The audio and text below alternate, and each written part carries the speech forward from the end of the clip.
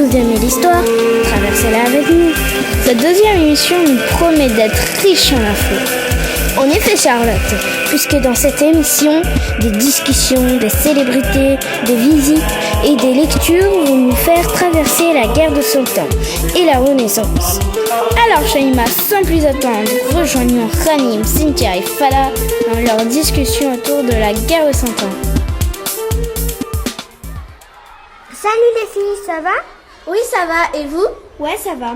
Et les filles, vous savez comment s'est passée la guerre de Cent Ans? Bah oui. Elle a commencé en 1337 et elle s'est terminée en 1453.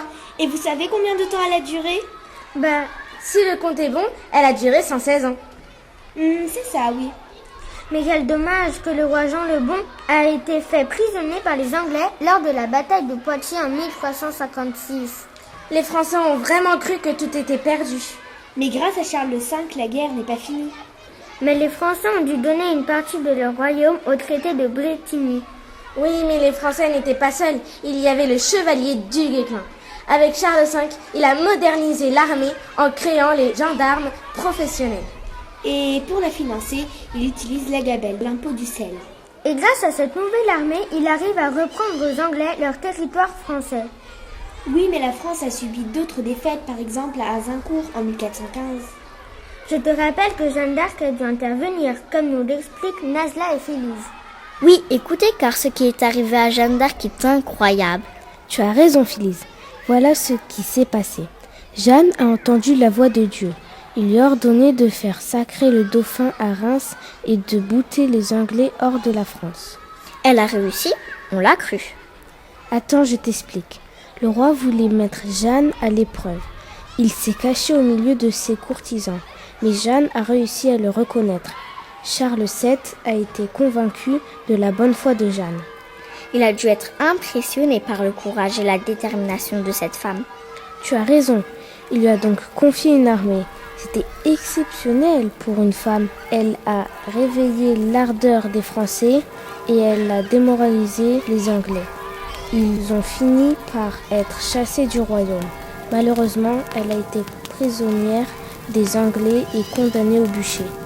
C'est une bien triste fin pour une grande dame. Passionnant cette guerre de Cent Ans. Mais dis-moi, Shaima, où sont enterrées toutes ces célébrités du Moyen-Âge? On les retrouve toutes à la basilique de Saint-Denis. Suivez-moi, je vous y amène tout de suite. Bonjour, je suis actuellement à l'intérieur de la basilique de Saint-Denis. Je suis en compagnie de Sam et Shaima, chercheurs en histoire qui travaillent sur les monuments du Moyen-Âge. Bonjour. Bonjour. J'ai préparé des petites questions pour aider les auditeurs à mieux découvrir cette basilique. Sam, première question. En quelle année la basilique a-t-elle été bâtie ? La construction a été décidée par Pépin le Bref, mais a commencé après sa mort vers 769. À partir de 832, puis 12e et 13e siècle, il y a eu de nouveaux travaux pour rénover et agrandir l'église.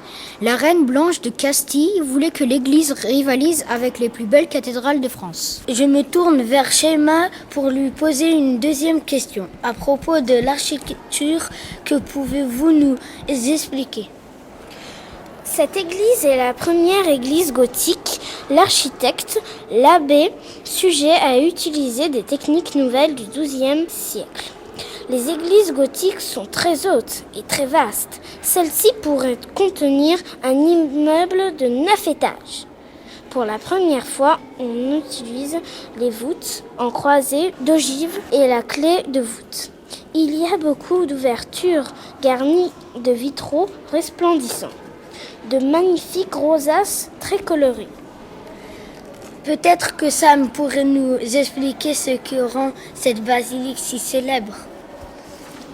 Bien sûr, cette basilique est l'un des monuments majeurs de l'histoire médiévale européenne, car c'est ici qu'on a enterré la plupart des rois de France. Clovis, Charles Martel, Pépin le Bref, Philippe le Bel ou encore Charles V et François Ier. En tout, 71 rois et reines de France. Grâce à Saint-Louis, les tombeaux sont recouverts par les gisants. C'est la sculpture du roi allongé, les yeux ouverts. Au pied des gisants, il y a des sculptures de lions ou de chiens pour montrer la puissance ou la fidélité. Shaima, avez-vous d'autres infos à nous communiquer? Oui, on peut ajouter quelques anecdotes.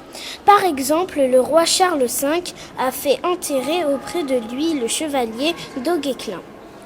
Autre chose, il faut savoir qu'on partageait le corps du mort pour l'enterrer dans plusieurs lieux. Pour deviner ce qui est enterré, regardez ce qui y est sculpté dans les mains du gisant. Un cœur, un os ou même des entrailles. Voilà, c'est la fin de mon petit reportage. Merci beaucoup à Sam et Shaima.